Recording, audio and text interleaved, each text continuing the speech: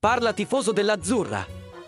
Oggi portiamo alcune notizie importanti sul futuro del club. Fabio Cannavaro, ex capitano della nazionale italiana ed ex giocatore del Napoli, ha parlato in un'intervista dei suoi obiettivi futuri da allenatore, rivelando una voglia speciale di allenare la squadra azzurra. In un'intervista all'AS, Cannavaro ha parlato della sua esperienza con il Benevento e dei suoi progetti futuri da allenatore. Ha detto che aspira sempre ad allenare grandi squadre e che la vita di un allenatore spesso dipende dai giocatori, non solo dall'allenatore. Ha anche sottolineato l'importanza della sua esperienza in Asia, come allenatore, per migliorare e poter allenare squadre di alto livello.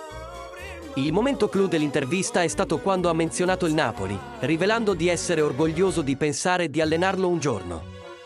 Ha iniziato la sua carriera calcistica nel Napoli e non ha mai nascosto il suo grande tifo per la squadra azzurra. È chiaro che questa dichiarazione di Fabio Cannavaro ha entusiasmato molti tifosi del Napoli alla possibilità di vederlo allenare la squadra. E tu, cosa ne pensi?